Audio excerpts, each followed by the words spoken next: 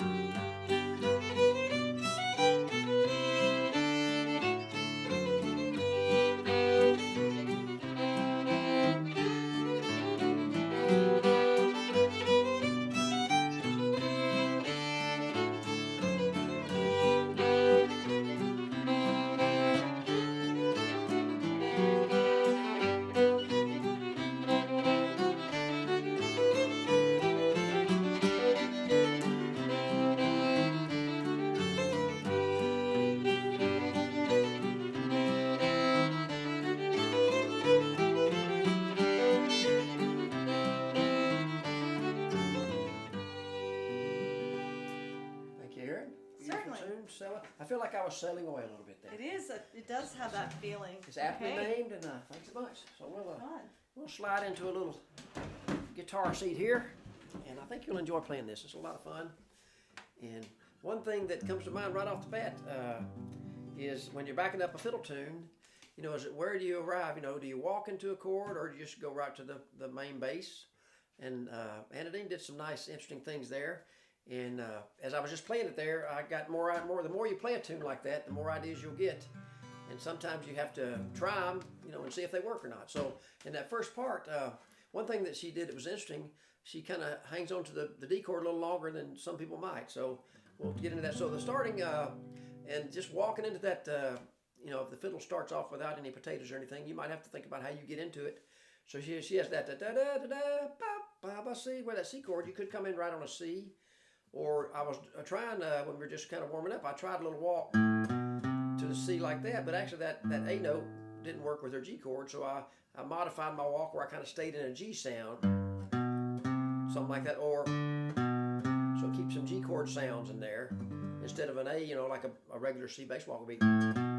So starting out, I went to stayed in a G to a C. You got just a pick strum there, then you have a D chord, you go a whole measure, and then it stays 2 more beats, then back to a G. Then it keeps going. Then here you could walk regular, I think. And then you get the same thing, a whole measure of D, and 2 more beats back to G. So that's kind of what I did at first, just G chord, and staying in G to a C, D, back to G. And C, you could always go a chromatic walk. I'm doing a thumb hook there. So remember, when you're going from a C to a D, you can always walk, do a little chromatic walk that way, or you can walk chromatically on that 4th string, and that works good too. And walking back, the second part gets into a little bit of a fun thing. I usually try to play low and then maybe get up on the 4th string, go a little higher, do a little walk. So throw that, get in there somewhere, and that can go over some of that long D. So the second part, right? And then it goes to the D. So that'd be a nice place to do a long chromatic walk there. So second part, C walk, then the D, and start your long walk there. And you could do an F shape there, or just the open 3rd string with a G, and the D again, staying in the G sound, back to C. And maybe a walk there, and then there you get kind of back regular, I think. So you only got a regular 2 beat free whole measure of D. So the second part would be D, maybe a long walk on the 4th string,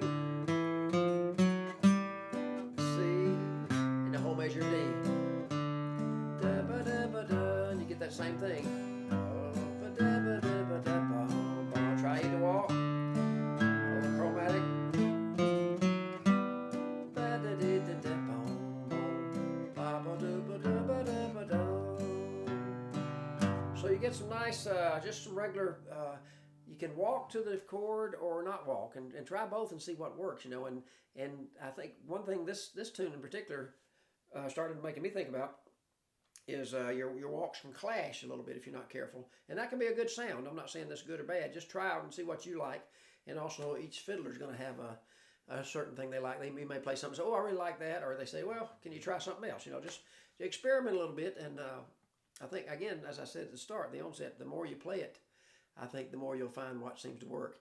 And sometimes, and I need to talk to myself here, is the less you do works better, you know. So less is more, some people like to say. But just, and try without any walks at first, maybe see what you get, that da-da-da-da, just the main bass each time. You know, you can alternate bass, but I'm just kind of doing alternate. So that's without any walks, you know, just kind of getting an alternate bass in there and getting to the main bass when the chord arrives. Right? So nothing fancy there. No walks, just alternate bass. And that might be a nice way to start the tune.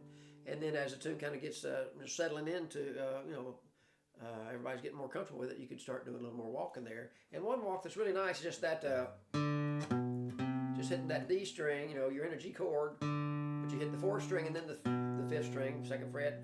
So that's just staying in, like I was saying, staying in the G chord sound. You know, to get the C chord there. So let's just think about another thing you could do there. One thing that'd be really pretty on a tune like this is going to the higher strings and maybe thinking about, you can get kind of you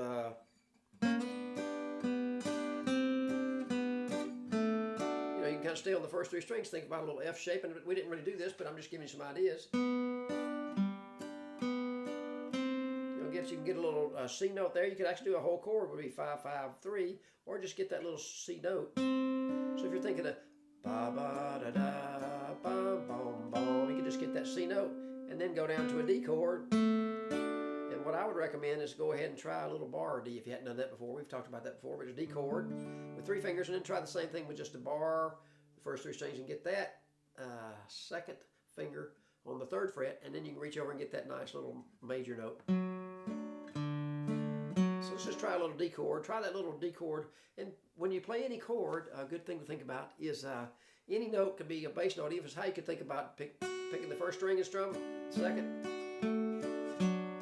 You know, think about any string, even if high string has a little, you can pick that and back up and strum lower. So all those are kind of melodic, you know, potential. So anyway, what I'm thinking on this Sail Away Ladies, I could do that 3rd string being featured, the first 3 strings.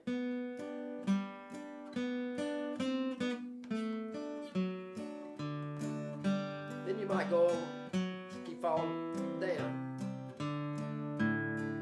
So you get a real nice, you're just kind of cascading from high to low, which is kind of a beautiful thing. And thinking about sailing away, it might be a nice emulation of the title there. So I'm going just for that fun. That's the first part I'm experimenting with it, but just remember you're playing a little F shape on the first 3 strings.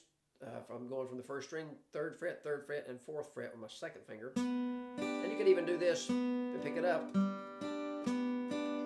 let's just make it into a couple of exercises there, and we'll get back to just backing up the whole tune in various ways. Mainly I'm just giving you ideas, and try them all and see what works, but remember to not do them all at once, so you don't want to overwhelm the fiddle player, you know, with all your guitaristics, which I tend to try to tell myself, but sometimes you just have so much fun, you got to back off a little bit and have a little less fun, and let the fiddle tune shine through. That's an ongoing goal for me. So here's that 3rd string, you know, the F shape, then pick it up and get the open 3rd string. You could also go with your 3rd finger on the 4th string if you like to keep that down as just an F chord, move to a G. So either way, then you have that little suspended C note, which is pretty, and I'm walking down to the bar D, 3rd string, reach to the 4th fret, 3rd finger, and open 4th back to G. And then I'm just going to go.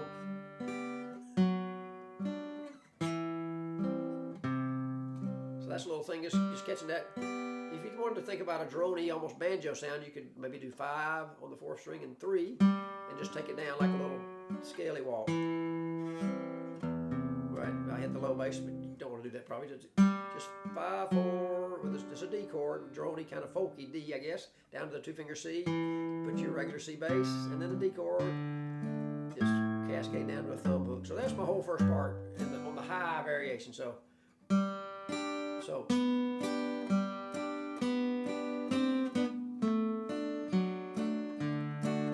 Maybe we could just make it into a little.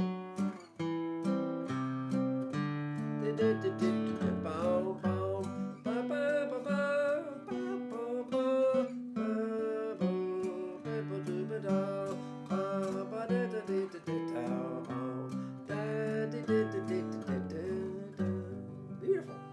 I wouldn't recommend singing it and let the fiddler play it probably, but just to let you know where I was in the part. So that would be a nice thing to try on either part, move up higher. And just one other thing for you, you could always go up higher, Since we're getting good at the bar D, let's just go up for fun.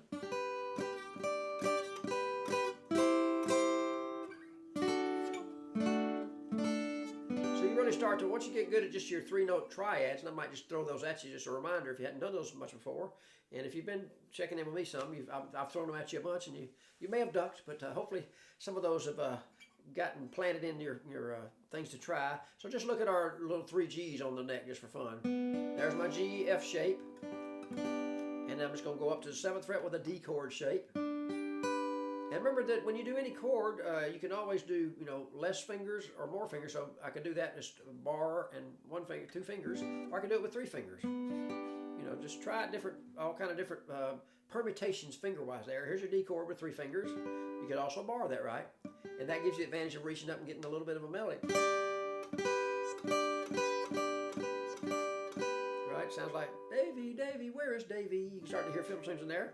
And then your C chord is going to be that same shape you have for G. But let's go. So bar 3, F shape. Another G is the 7, D shape. The last one was going to be like an A chord shape. If you think about your G chord down here, open, 3rd fret. Oh, sorry, 3rd fret.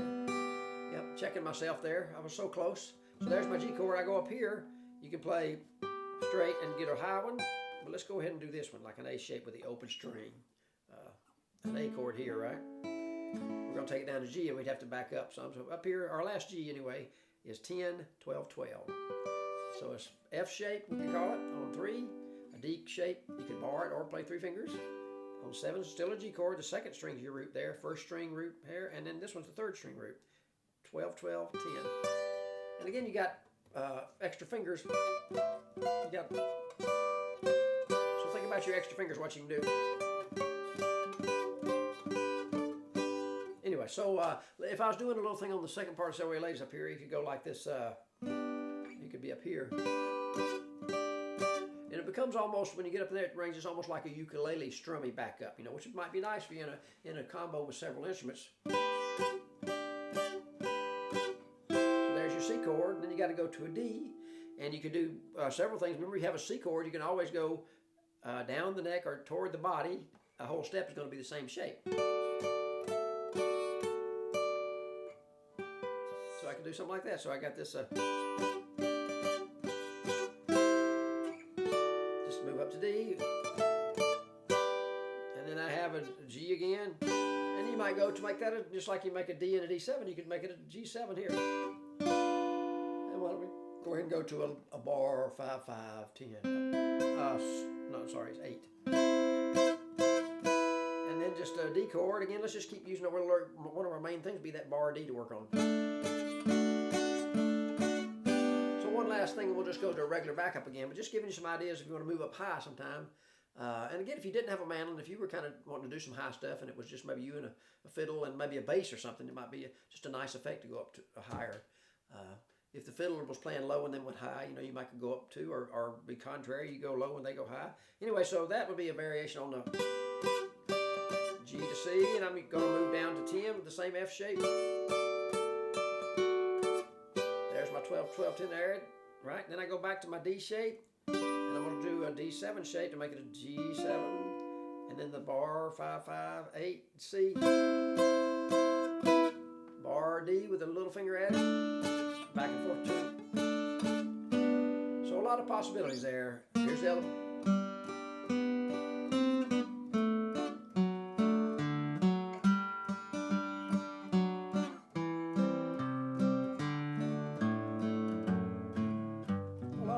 potential there. But again, less is more. So I'm throwing the kitchen sink at you, but don't let it rattle you too much. So the whole tune one more time, just backing it up there. Coming in with the say they come in without potatoes.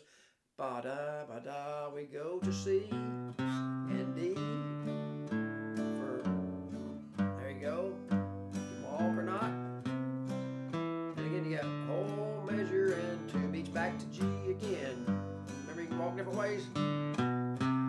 D, whole measure and a half to G. You can walk. Keep walking that chromatic. And the second part. The D, this time again. We did that long walk, remember? This is straight into it there. Always walk down or up. Long walk.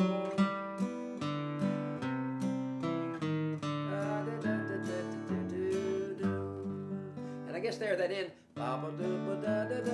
gets back there quicker. So just remember, one last thing I will mention is those phrases where it goes the extra beat. Is that the measure is something? Let's see if I can see it on the. Think about how it went there. It's like a. So ending a which is kind of cool, but something like that you can really flip flop that. So keep in mind you can keep a long D. You could actually keep the D all the way through the whole phrase where it goes back to G. You could go. So you could do that too, right? And one other thing is if I flip flop, it'd be like this. That sounds good too. So you kind of have so many choices, and all of them are pretty good. Is what I'm trying to get at there. But mainly if you can get with a fiddler and go back to, of course, Erynn's fiddle video and practice trying different things, see what works. Do less to start with, and then add a little more gravy in there. Sprinkle in the spice, and find a happy medium there. But I think you'll find Sail Away Ladies is a wonderful tune to play, and I hope you enjoy it.